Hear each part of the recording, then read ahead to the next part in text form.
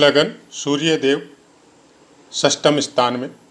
जय माता की मित्रों, हम लोग वृष लगन में सूर्य देव की चर्चा कर रहे हैं। आज सूर्य देव को 6 हाउस में विराजमान करके उसके फलों को जानने की कोशिश करते हैं। वृष लगन होने से छठे स्थान में तुला राशि होगी और जैसा कि पाठों का नियम है, तुला राशि के अंतर्गत चित्रा नक्षत्र का तीसरा और चतुर्थ चरण आएगा, जिसका स्वामित्व मंगल देव को प्राप्त है। उसके बाद में स्वाति नक्षत्र के चारों चरण आएंगे, उसका स्वामित्व राहु देव को प्राप्त है। और विशाखा नक्षत्र का पहला, दूसरा और तीसरा चरण आएगा, उसका स्वामित्व गुरुदेव को प्राप्त है। बात करें नवमांश की, तो 3.20 डिग्री तक कोई भी ग्रह अगर तुला राशि में रहता है तो तुला के ही नवमांश में रहेगा। और यहाँ पे ग्रह वर्गोत्तमी हो जाता है, और वर्गोत्तमी ग्रह हमेशा अच्छे फल प्राप्त करवाता है, चाहे वो नीच का हो, चाहे उच्च का हो, चाहे शत्रु क्षेत्री हो, चाहे मित्र में हो, चाहे अपनी स्वराशि में। उसके बाद में 6.40 डिग्री तक होने से वृश्चिक का नवमांश रहेगा, 10 डिग्री तक होने से धनु का नवमांश रहेगा, 13.20 डिग्री तक मकर का नवमांश रहेगा, 16.40 डिग्री तक कुंभ का नवमांश रहेगा, 20 डिग्री तक मीन का नवमांश रहेगा और 23.20 डिग्री तक मेष का नवमांश रहेगा, 26.40 डिग्री तक वृष का नवमांश रहेगा और 30 डिग्री तक मिथुन का नवमांश रहेगा। जो आप स्क्रीनशॉट में या जो डिस्प्ले में पिक्चर लगा हुआ है, ये सब लिखा हुआ, उसमें आप देख रहे होंगे कि नवमांश के आगे फिर देव, नर, राक्षस ऐसा भी कुछ लिखा हुआ है। तो इनका बहुत बड़ा महत्व होता है।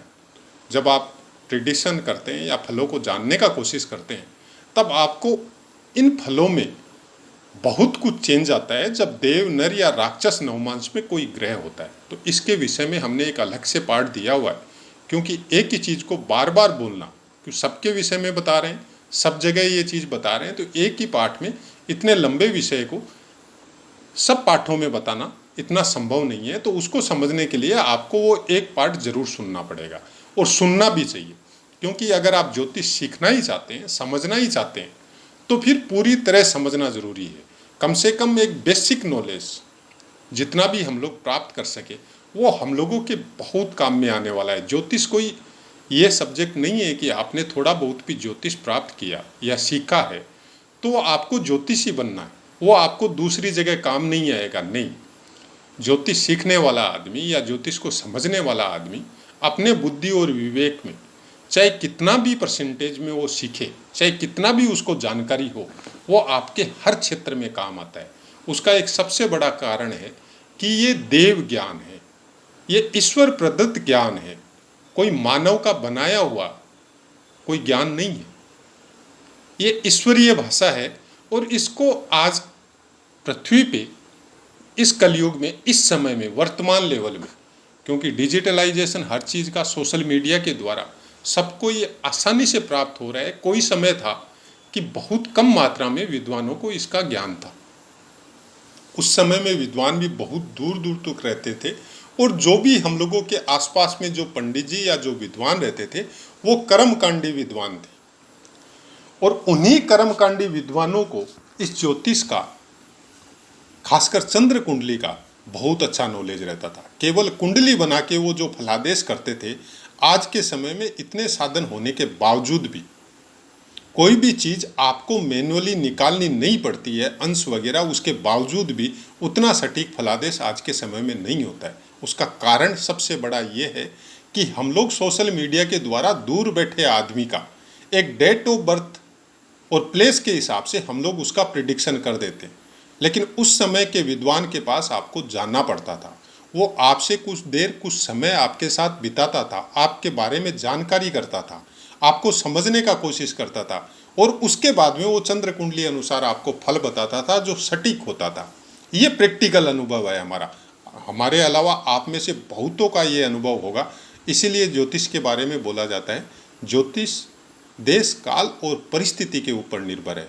आप कहाँ पे पैदा हुए, किस तरह का संस्कार आपका है, वर्तमान में आप कैसे कर्म कर रहे हैं, किस तरह के माँ बाप का बिहेव या कैसा काम आप कर रहे हैं, किस तरह के संस्कारों से आप पले बढ़े, उसका बहुत बड़ा इफेक्ट ग्रहों को समझने में कि कौन सा ग्रह आपको किस तरह का फल देगा, बहुत फर्क पड़ता है ज्योतिष में। इसलिए जो अच्छे विद्वान हैं आज भी सोशल मीडिया के द्वारा फलादेश नहीं करते, नहीं बताते। अगर आप सोशल मीडिया के द्वारा फ़ोन से कनेक्ट होके अगर कुछ बोलने के लिए या कुछ बताने के लिए प्रेस भी करेंगे तो बहुत कम बोलेंगे, लेकिन वो आपके बारे में जानने की पूरी कोशिश करेंगे, तब जाके वो थोड़ा बहुत कुछ बताएंगे, नहीं तो उनका बताना बहुत मुश्किल है। क्यों? वो कभी भी सत्य होना बहुत मुश्किल है। जब तक हमको ये पता नहीं चलेगा, जब तक एक्चुअल ज्योतिष को ये पता नहीं चलेगा कि आप कौन से संस्कारों से ओतप्रोत हैं और वर्तमान में कैसे कर्म कर रहे हैं, तब तक ज्योतिष को ये पता नहीं चलेगा कि आपके कौन से ग्रह ज़्यादा एक्टिव हुए हैं, आपके ग्रह कौन से बलवान है। सूर्य आपका बलवान है। हमने बहुत बार पाठों में ये बात बताई है कि सूर्य आपका बलवान है, लेकिन आप कर्म कुछ अलग कर रहे हैं। सूर्य आपको हर जगह ऊपर लेके जाएगा। अगर आप गलत कर्म कर रहे हैं तो वहाँ भी आपको फेमस करेगा, अगर आप अच्छे कर्म कर रहे हैं तो वहाँ भी आपको फेमस करेगा। तो समझने की कोशिश तो वहाँ करनी पड़ेगी कि आप वर्क क्या कर रहे हैं, आप काम क्या कर रहे हैं, वर्तमान में आपके काम करने का तरीका और काम किस तरह का कर रहे हैं, तब जाके वो समझ में आएगा कि सूर्य देव यहाँ पे आपको फल कैसा देंगे। चलिए आगे बढ़ते हैं।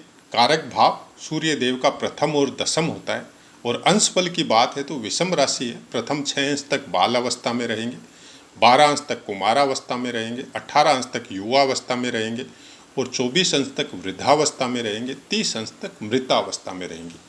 अब अगर सूर्य देव आपके छठे स्थान में विराजमान है तो प्रायकर हम लोगों को यही सुनने को मिलता है, आपका सूर्य नीच राशि में आ गया, यहाँ पे आपका सूर्य कमज़ोर हो गया।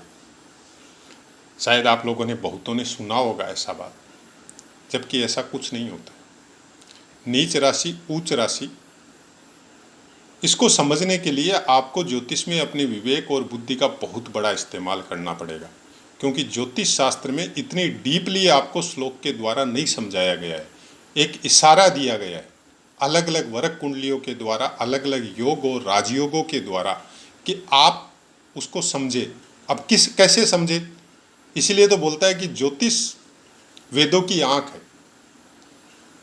अब अगर आपने वेदों को समझना है तो ज्योतिष को समझना पड़ेगा, और जो आदमी ज्योतिष को पूरी तरह समझने लगता है फिर वो वेदों की तरफ अपना मुंह कर लेता है, क्योंकि उसको समझ में आने लगता है कि हम किस लिए आए हैं, हमारा काम क्या है, हमारी ड्यूटी क्या है। इस नेचुरलिटी को हमको आने के बाद में हमको क्या देना है, क्योंकि लिया ही लिया है, चाहे माता पिता से हो, चाहे प्रकृति से हो, चाहे संसार से हो, जीव लेता ही लेता है, देता क्या है। आज हम अगर हमारी बात करें तो हम दे क्या रहे हैं? हमने तो लिया ही है, दिया तो कुछ है ही नहीं। तब वो मुड़ता है वेदों की तरफ, पुराणों की तरफ, शास्त्रों की तरफ, भक्ति की तरफ, मंत्रों की तरफ। और यही ज्योतिष का सार है। सही पूछे तो आप, कि जिस आदमी को ज्योतिष समझ में आने लगता है वो आदमी हद दर्जे का मांत्रिक हो, हद दर्जे का ध्यानी, अगर उसको ध्यान करना अच्छा लगता है तो हद दर्जे का वो वेद और पुराण को समझने वाला या समझने की कोशिश करने वाला, अपने देव या प्रतिष्ठित मूर्ति या मंदिरों में जाने वाला, मूर्तियों की पूजा करने वाला या मूर्तियों के सामने बैठ के ध्यान लगाने वाला। इनको आप मूर्ति पूजक बोल के बहुत जगह निंदित किया जाता है, लेकिन मूर्ति पूजा कोई मूर्ति पूजा बोल के नहीं है। मूर्ति पूजा का मतलब ये होता है कि वो मूर्ति सदियों से, और कुछ कुछ मूर्तियाँ, कुछ कुछ मंदिर तो ऐसे हैं कि जिनका साइंस भी पता नहीं कर सका कि वो कब बना है। उनके अंदर कुछ अलग एरो होता है, उस पर्टिकुलर क्षेत्र में कुछ अलग पॉजिटिविटी होती है जो आपके ब्रेन को स्पंदित करती है, जो आपकी आत्मा को स्पंदित करती है, जो आपके मन में जो मन के विचार भागते रहते हैं उनमें एक ठहराव की स्थिति लाती है। आप कभी किसी प्रतिष्ठित मंदिर में अगर खाली जगह मिले और शांत वातावरण हो, वहाँ पे जाके बैठ के देख लीजिए, आपको खुद को अनुभव होगा इस चीज़ का। ये एक प्रत्यक्ष या प्रैक्टिकल समझ सकते हैं आप, बहुत बार देखा हुआ है हमारा। जब भी हमारे बगल में यहाँ पे कामाख्या देवी माता का मंदिर है, जो शक्तिपीठों में जिनका गिनती आता है, आप बहुत भीड़ रहती है, आपको लाइन लग के भी दर्शन होना बहुत मुश्किल होता है। अब ज़्यादा भीड़ होने की वजह से बहुत से नियम बनाए गए हैं कि आप वीआईपी टिकट लो, ये लो, वो लो, लेकिन बहुत बड़ा स्थान है और स्थान को एक आशीर्वाद या वरदान प्राप्त है कि आप उस कामरूप क्षेत्र का, उस पहाड़ का किसी पत्थर को छू लो तो आपकी प्रेजेंटेशन लग जाती है। माता को पता चल जाता है कि एक मेरा भक्त आया है जो मेरे को इतना लंबा लाइन अपने स्वास्थ्य की वजह से, अपने काम की वजह से वो नहीं लग सकता और उसके पास पैसे नहीं है कि वो वीआईपी टिकट खरीद के मेरे गर्भगृह में आके मेरे को प्रणाम कर सके, तो वो अपनी अटेंडेंस यहाँ पे लगा दिया है। अब माता का ड्यूटी है उसको क्या देना है। उसमें बहुत से ऐसे स्थान है पहाड़ों पे कि आप अलोन होके कभी बैठ के 10 मिनट बैठ के अपने ईश्वर का या माता का ध्यान लगा के या उसके विषय में सोच के देखिए, आपको पता चलेगा कि कितनी ज़बरदस्त पॉजिटिविटी है, किस तरह का मन आपका उस समय में बनता है। चाहे आप कितनी भी चिंताओं से, कितने भी दुख की वजह से, कैसे भी भावनाओं की वजह से आप वहाँ पे गए हो, आप केवल अकेले बैठ के, कहीं भी स्थान मिले आपको, वहाँ पे बैठ के आप देखने का कोशिश कीजिएगा या समझने का कोशिश कीजिएगा, क्योंकि ये प्रैक्टिकल अनुभव है। हो सकता है आपको पुस्तकों में ये सब बातें नहीं मिले, लेकिन प्रैक्टिकल में जब बहुत सी चीज़ें ऐसी है जो हर इंसान का अपना जीवन का यात्रा हर इंसान की अलग अलग होती है। पुस्तकें हम लोगों को प्रेरणा देती है, किसी महापुरुष का जीवन हम लोगों को प्रेरणा देता है, लेकिन हम लोग उसी के पदचिन्हों पे चल सके ऐसी सामर्थ्य हम लोगों में नहीं होती है। हर इस इंसान का यात्रा का मार्ग अलग होता है। बाकी पुस्तकों के द्वारा, वेदों के द्वारा, पुराणों के द्वारा आपको केवल प्रेरणा मिलती है, केवल आगे बढ़ने की इच्छा शक्ति जागृत होती है, लेकिन चलना आपको है। और हर इंसान का, हर जीव का मार्ग अलग अलग होता है। छठे स्थान में सूर्य देव बैठते हैं तो यहाँ पे दुश्मनों का, रोगों का, ऋणों का, हर चीज का, जो भी गलत चीजें हैं उनका नाश करते हैं। हर दर्जे का आपको स्ट्रगल करने वाला, कंपटीशन एग्जाम में पास होने वाला और कुछ बाकी ग्रहों का भी योग मिले तो आपको डॉक्टरी के लाइन में, आयुर्वेद के लाइन में या गवर्नमेंट सर्विस के लाइन में, वो गवर्नमेंट सर्विस में भी वो सर्विस जिसके द्वारा पब्लिक को न्याय दिया जाता हो, भावनाओं से ऊपर उठ के जो न्याय देता है, वैसे कुछ जज, मजिस्ट्रेट या सुप्रीम कोर्ट के जज, वैसी कोई पोस्ट आपके पास हो सकती है। तुला राशि है, तुला राशि न्याय की राशि है और छठे स्थान में या तीसरे स्थान में या 11वें स्थान में सूर्य देव बहुत बलवान होता है। उसमें भी तीसरा और छठा स्थान सूर्य देव के लिए सबसे उपयुक्त होता है। यहाँ पे सूर्य देव बैठने से आपको अपने स्थान से तीसरे स्थान में बैठेंगे, आपके पराक्रम को बहुत ज़्यादा मात्रा में बढ़ाएंगे, लेकिन अपने कालपुरुष की कुंडली के अनुसार अपने 5वें स्थान से दूसरे स्थान में बैठेंगे तो आपके पराक्रम की वजह से, आपके अपने जो फेमसिटी है या अपना जो ज्ञान है या आपकी जो भी आपकी एरो है या उसके द्वारा आपने जो प्रोग्रेस की है, उसकी वजह से आपके अपने परिवार में आपको दुश्मनी देखने को मिल सकती है। आपको पसंद नहीं करने वाले मिल सकते हैं, उनको रिप्लाई देना भी आपके लिए मुश्किल हो सकता है, क्योंकि दूसरों को रिप्लाई दिया जा सकता है। जब परिवार वाले ही दुश्मनी पे उतारू हो तो उनको रिप्लाई देना थोड़ा मुश्किल होता है। तो ऐसी कुछ चीज़ें आपके साथ हो सकती है, लेकिन इंसान यहाँ पे दिखता नहीं है। हद दर्जे का कर्मठ, शरीर में बल की मात्रा, दिमाग में बल की मात्रा, दिमाग के द्वारा, शरीर के द्वारा जुझारूपन, साहसिक प्रवृत्ति और बहुत सी चीज़ों में, अगर सेना वगैरह में है तो आप कर्नल तक की रैंक या उससे हायर लेवल बाकी चीज़ों को, बाकी ग्रहों को भी देखना ज़रूरी है।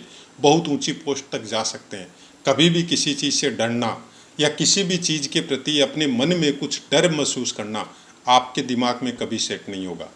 आप बड़े से बड़े दुश्मन के साथ भी आप विजयी होकर आगे बढ़ेंगे। तो ऐसा कुछ सूर्य देव अगर छठे स्थान में, खासकर तुला राशि में हो तो बहुत अच्छे फल प्राप्त होते हैं। यहाँ से सूर्य देव 12वें स्थान को देखेंगे तो 12वें स्थान से संबंधित जो चीज़ें देखी जाती है, जैसे खर्चे का स्थान है, सैया सुख का स्थान है, बड़ी लंबी यात्राओं का स्थान है, विदेश जाने का स्थान है, तो आपका भाग्योदय विदेश में भी हो सकता है या आपकी नौकरी की वजह से आपको विदेश जाना पड़ सकता है। वहाँ पे भी आपकी तारीफ होगी, वहाँ पे भी आपके जान पहचान या आपके काम की वजह से आपको सराहा जाएगा या आपकी फेमसिटी होगी या आपको मान सम्मान मिलेगा। आपकी यात्राएं लंबी हो सकती हैं, आपके खर्चे आपके सुख के साधनों पे हो सकते हैं, जैसे भूमि हो, भवन हो, वाहन हो, कि एक गाड़ी है तो और गाड़ियां ले आए, ऐसा कुछ हो सकता है। लेकिन सैया सुख में प्रॉब्लम आ सकती है, क्योंकि सैया सुख कनेक्टेड है जीव से। तो वहां पे कुछ प्रॉब्लम, क्रूर ग्रह है तो क्रूर ग्रह की दृष्टि भी क्रूर ही होगी, वो शुभ नहीं हो सकती। तो वो चीजें आपको समझनी पड़ेगी, क्योंकि वो कारकत्व इनके बहुत बढ़े हुए होंगे, और बहुत बढ़े हुए कारकत्व से आदमी, सामने वाला आदमी आपको सहन कर सकेगा ये जरूरी नहीं है, लेकिन उसकी आपको कोई परवाह नहीं रहेगी। ये भी बात एकदम फैक्ट है। आपके शरीर में ऊर्जा की मात्रा, आपके दिमाग में ऊर्जा की मात्रा, आपको दुखों से या अपने कामों से या कोई प्रॉब्लम आ गई उससे लड़ने की क्षमता हजारों में, जो बोला जाता है ना 2 4 5 में होगी, वैसे कुछ आपके साथ हो सकता है। वैसे ही कुछ बाकी ग्रहों का भी अगर सपोर्ट मिले तो बहुत लंबी यात्रा, मतलब जीवन की ऐसी यात्रा जिसमें कभी थकान नहीं हो, निरंतर आगे बढ़ने की प्रेरणा, ऐसा कुछ छठे स्थान में सूर्यदेव होने से आपको फल प्राप्त होते हैं। अब जरूरत है कि आप उस फलों को कैसे समझ सकते हैं, बाकी ग्रहों के साथ उसको किस तरह से सम्मिलित कर सकते हैं, वो बाकी पूरी कुंडली को देखने के बाद में पता चलेगा। लेकिन सूर्यदेव का छठे स्थान में बहुत अच्छा फल मिलता है, ये प्रायकर अभ्यास में भी देखा गया है। कुछ खराब फल भी मिलता है, जो हमने आपको बताया कि आपके सैया सुख में प्रॉब्लम हो सकती है, आपके परिवार से कनेक्टेड ऐसी कुछ दुश्मनी, चाहे आपकी प्रोग्रेस की वजह से हो, आपके पास सुख के संसाधन बढ़ गए, भूमि बढ़ गई, भवन एक से ज़्यादा हो गए, उसकी वजह से हो, आपके पराक्रम की वजह से हो कि सामने वाला कोई रिप्लाई नहीं दे सकता है, सामने वाला मुंह खोल के आपके सामने आ नहीं सकता आपके पराक्रम की वजह से, लेकिन मन में दुश्मनी पाल के बैठा हो, ऐसा कुछ सूर्यदेव छठे स्थान में रहने से वृष लगन में फल प्राप्त होता है। तो आशा है मित्रों पाठ समझ में आया होगा। पाठ से संबंधित कोई बात हो आप कमेंट कीजिए, और पाठों को अच्छी तरह से समझने के लिए आप कुछ समय निकाल के वैसी कुंडली का अपने सामने एक कागज में कोई भी पेन वगैरह से लिख के फिर उस पाठ का जब आप श्रवण करेंगे तो आपको उसको बहुत अच्छी तरह से समझ में आएगा कि एक वृष लगन की कुंडली बना ली, और उसके बाद में छठे स्थान में सूर्यदेव को विराजमान किया, और उसके बाद में जब आप सुनना चालू करेंगे तो बहुत अच्छे से वो चीज़ आपको समझ में आएगी। तो अब अपनी वाणी को विराम देते हैं और आपसे आज्ञा लेते हैं। जय माता।